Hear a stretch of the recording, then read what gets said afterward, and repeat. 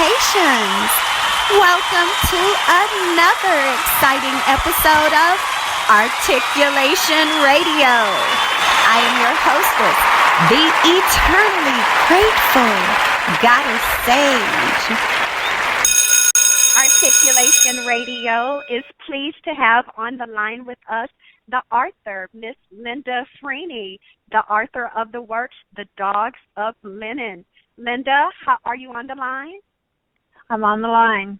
Thank you for calling. Beautiful. Oh, you are welcome. And I understand that you are actually born in England, but that pretty much you've lived the majority of your life here in America. Yeah, for all intents and purposes, I'm English, only by birth. I mean, I came over here when I was 18, so most of my life is here. And with that, yes, you are someone who I would say is not only steeped in English culture, but also one who loves those English mysteries as well as mysteries, period. And you not only have written mysteries, but that you write books and novels of all types of genres, and that you also have written, my understanding, you've also written screenplays and that you've adapted a number of your novels into movie scripts. Tell me real quick about the projects of yours that you've adopted into scripts, and then we're going to get into The Dogs of Linen. Okay, well, right now I'm actually almost done adapting The Dogs of Linen into a script. I'm at the very end of it now. That should soon be a script. But I've adapted Nobody's Angel, which is also a book. And I've adapted that, and I adapted another book called The Other Woman. That's a script. And then I did another one, But You Can't Hide, which is also a book and also a script. I have 17 scripts. I'm very versatile, except I do not do science fiction. That I just don't understand that stuff, so I don't do that. But I do about everything else. Yes, and you're doing the right thing, though, because we know that's the main advice that people always give to aspiring authors and writers, that, hey, you write what you know or write what you like and what you're comfortable with. And that's why you're able to be so proficient at everything that you do, because, yeah, you really are working within that vein, doing the things that you like. And now, it's a great escape, I tell you. It's a great escape. And I do love the mysteries. I kind of grew up on Agatha Christie because being in England and so that was where I started in the mysteries, and I had some wonderful reviews on my mysteries. So people don't guess it. So that's the greatest compliment, is they don't get it till the end. Yes, that is.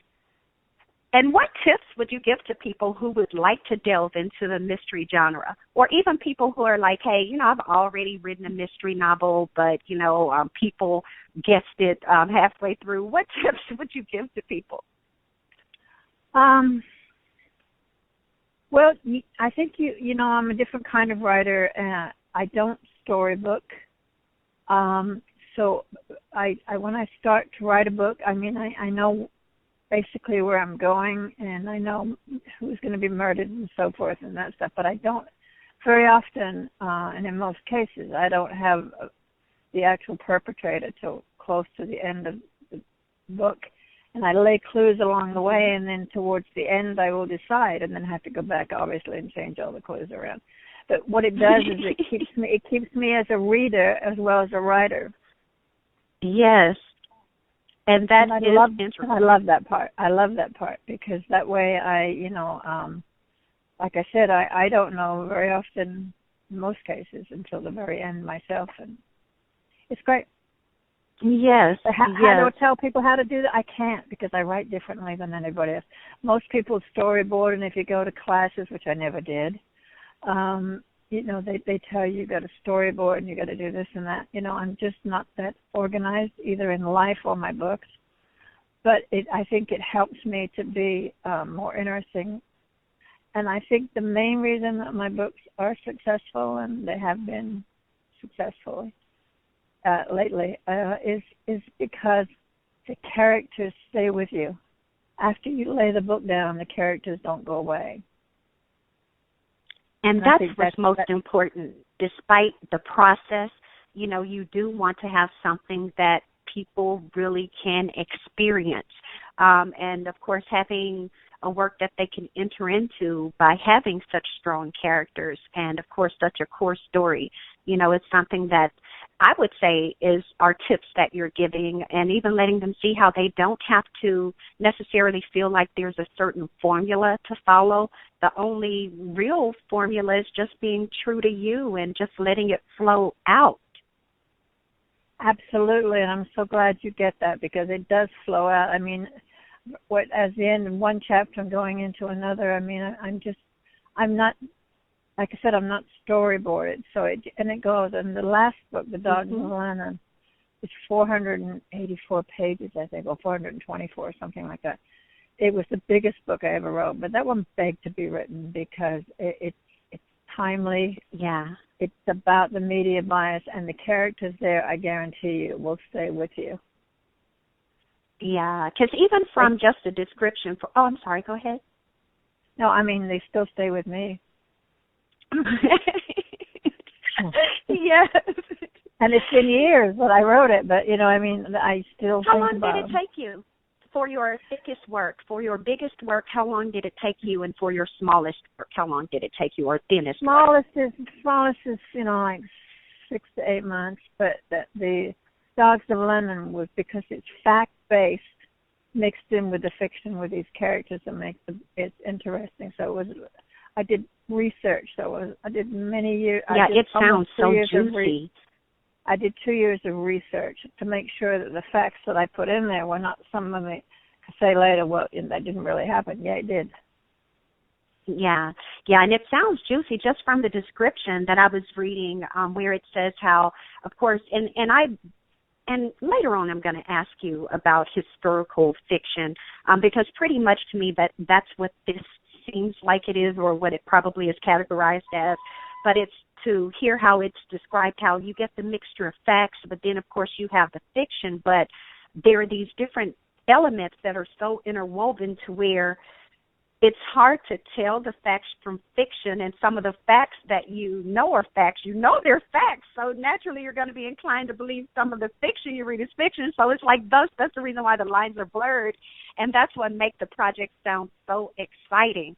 And, of course, with The Dogs of Lennon, now this book came out, when did The Dogs of Lennon come out, and where can people get it? Because I'm guessing they can get it from any bookstore anywhere in the world, whether it's an ebook, hardback, or softback, right? Amazon mostly.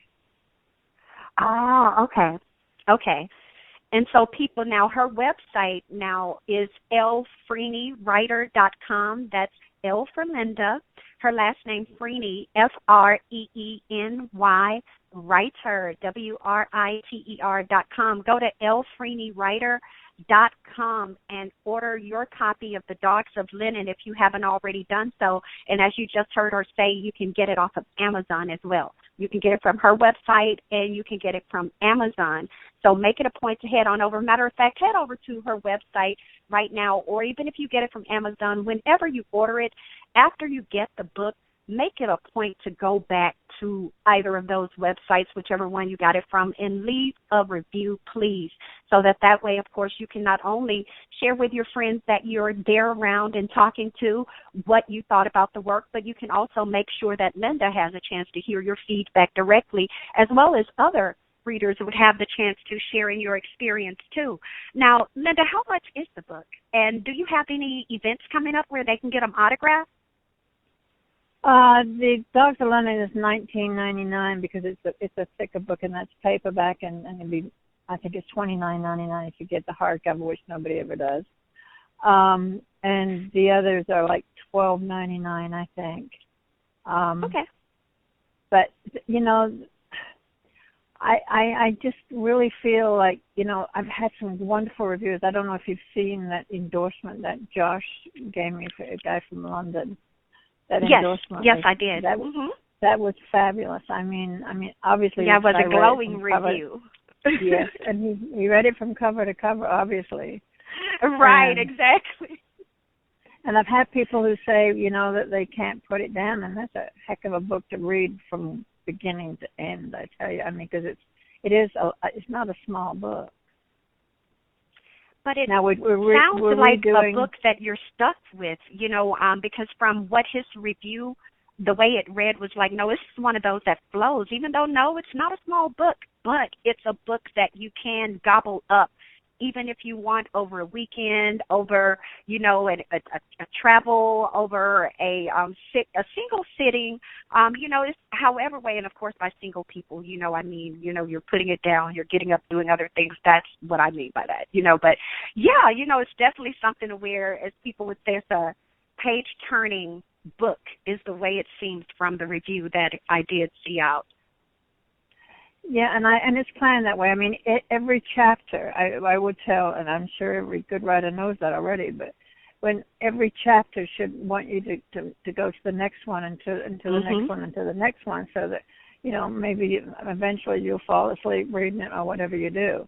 But, you know, at least you'll go as far as you can, because you want to know what's going to happen next. Right. And now for the people who are listening, who are saying, well, you know, that's all great and good about the books and everything, but I want to do some other things with my life. But, you know, it seems like other people are able to accomplish things. And even Linda has all these different books out, and Linda has all these screenplays, but I can't seem to even write my first screenplay. That's what I want to do. I want to write a movie script. What can I do? So, Linda, for those listeners who want to be able to write scripts, what advice do you have for them on how to get started and how to go ahead and crank it out and get it in the right format? Well, first of all, it's commitment. I mean, I started out with novels, and then I went to scripts. And the difference between a novel and a script, which most people will realize, I'm sure, is that with a novel, you can get in people's head of what they're thinking. You don't have that luxury with a script. So the dialogue has to tell the story. So you have to be very dialogue-driven. And fortunately, I was blessed with being very good with dialogue. So it really helps to have that. Otherwise, it wouldn't work. Because, like I said, the story is told somewhat with action, but a lot of it is dialogue. And for me, it's a commitment. Once I've done the first line fade in, I'm committed to write the end of the script. And the same with the book. If I write chapter 1, there's going to be an end chapter somewhere. You have to be committed, but the format on a script is so different. And with a script, you have to grab them in the first couple of pages, the people that, you know, the ones that are going to buy it. Right. For the book, you got a little bit more, you know, levity on that. So, and I don't know. I mean, I'm working with West Point Media, and they're doing a really good job. They did a great, you know, a cinematic of it. And we're trying to get it made into a movie because it was meant to be a movie.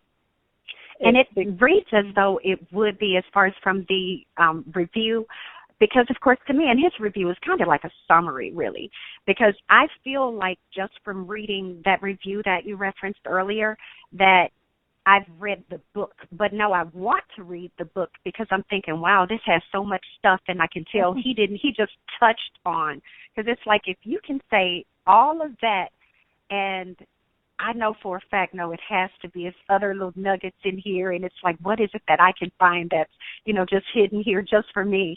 So it's like, oh, and people, and for those of you, my apology, who are just tuning in, we are talking to the author, Linda Freeny, and her website is lfreenywriter.com. You can head over right now to get her book, the one you hear us talking about, The Dogs of Linen, and this is one of several projects of hers, so you'll be able to see this on her website as well as other things that she has.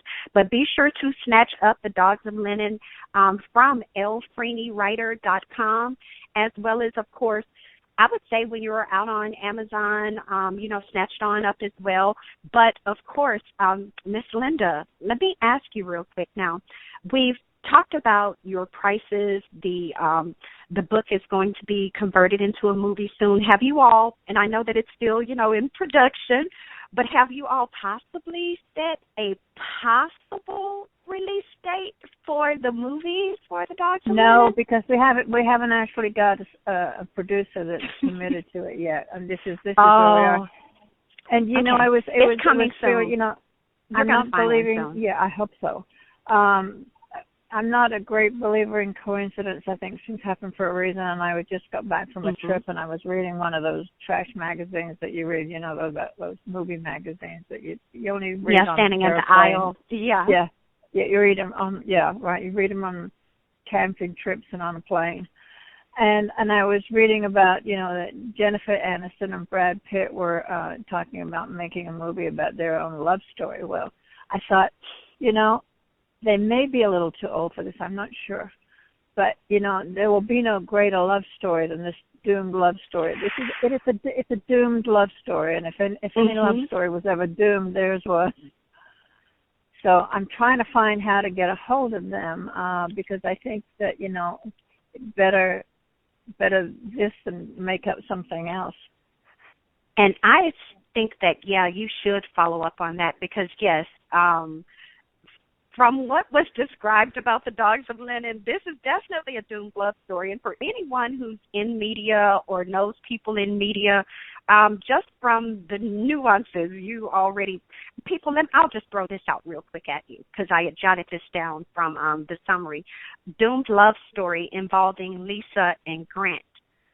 Grant has a need to reveal information to the American public, but will he receive the help he needs since, of course, as we know, Lisa, his lady, is a journalist, or ex-lady at this point is a journalist. But, so yeah, the big thing is, and it's a lot even within that, you know, here you have someone that you've had this great love affair with, you know, someone who you believe, hey, you know, you're the greatest love of my life. I'll never find anyone greater than you. You know, you guys part ways and everything, and then you come back together. And at that time, you know, hey, you know, you're doing your thing. You're working as a journalist, and, you know, your love now has this big, important bit of data that needs to be released to the American public. So, you know, are you going to help this person, yay or nay? And why or why not? And, of course, and even when you know, and that's why even with today's episode being titled, you know, recognizing bias and dictators, because a lot of times, especially when it comes down to people in not only the news media, but people in general, you know, we expect that we will be fair to others and that we won't operate from a place of bias, despite the fact that we know as human beings, we all have biases. It's impossible to not have biases, not have prejudices. That means that you're not even making judgments. You don't have standards. So, you know, we all have biases, you know, but we all just have to be sure that we don't allow our biases to start having us to try to dictate other people's lives. You know, our biases are just for our lives. They're not for other people. That's true. And it's the reason that Grant left Lisa in the first place, because Lisa wanted to be a journalist, and he hated the media with a passion. Mm-hmm. And his goal in life was to expose them for what he thought they were. And so he figured that they just could not really live a life together with it when they were so far apart in thought. But they never found anybody else that ever filled their needs, and it was hopeless nobody could ever fill their places. I mean, they loved each other to the end. And you all can relate to that, right, listeners? Go ahead on over, grab up The Dogs of Linen by Miss Linda Freeny. That website, again, is lfreenywriter.com. Now, Linda, my last question for you before I let you go. What is there that you would like to say to the listeners that you haven't yet had a chance to express? Oh, my, what a kind of question is that? One thing I want to mention really quickly is that the cover was done by a 14-year-old. And she was a marvelous artist, and I think that that should be mentioned, and she gets credit for that. I write because it's an escape, it's a passion. I mean, I have a regular job, but writing is my passion. And if somebody gets 1 ounce of pleasure out of reading anything I wrote, it's worth all the money in the world to me. I mean, it would be nice to sell a book and make a movie out of it, but the fact that somebody appreciates what I do is the biggest satisfaction I will ever have, period. Yes, and that is true for all of us. We so thank you so much for your time today, and we do wish you continual success with not only the Dogs of Linen, but every project that you touch. I am faithful that you will be getting this produced by Brad Pitt, Jennifer Aniston, if not them, somebody else. And I believe that it's all going to come together just as, I would say, timely as you want it to be. I was fighting the temptation to say quickly, but it's like, no, because it's not quick that you want. I know you want quality and right. So, yes, ma'am, Right. it's going to happen for you, and it's going to be right on time because, like I you hope said, there so. are no coincidences. And I think Brad Pitt and Jennifer Aniston's a tall order, but you know what the heck, if you dream Hey, big. yeah, you know, you're created in the image of the one who created it all, and there's none greater, so there's nothing impossible. So, yeah, why not dream big? That way you have something to work toward, and you may get that exact thing that you're going for, or you may get something even better, you know. So, yes, Can ma'am. I say Well, one thing more real yes, ma'am, quickly? please. You know, you are the second interview I have had. The other one was a video interview, and you are the best interviewer ever, I have to say. I mean, you asked all the right questions, and you made me feel more comfortable, and I really do appreciate that. Oh, thank you so much. I thank you. People, you see, she's such a doll. Oh, my gosh. People, definitely head on over to lfreenywriter.com. Let her know how much you appreciate her as well, because I know you all heard that sincerity in her voice, and you know you're going to get this kind of truth and honesty in this good, juicy book. You want this? You want the Dogs of Linen. I want the Dogs of Linen. And I'm sure, oh, you probably get that a lot from people, I'm guessing, don't you, Linda? And my apology, I know I said that last one was my last question, but I'm guessing that, yeah, you probably get that a lot, where by the time people finish reading the reviews from people about your book, they're just so hyped and excited to where they're like, I got to get your book. Never get too much. Never get too much. Very good. Well, we love you here at Articulation Radio. You are more than welcome to come back at any time. And in the meantime, you keep being exemplary, because, of course, a lot of people are inspired and motivated simply by the things that they're seeing that you are accomplishing. And it's showing them that they, too, can do it, too. All they have to do is follow your advice and be committed. People and keep if anybody listening for wants you. if anybody wants an autographed copy, just buy the book and I'll be happy to autograph it. Now, see, that's love, people. Go to lfreenywriter.com and stay tuned. We're going to roll some more music for you. Thank you so much. Thanks. Would you like for a motivational speaker to come to you?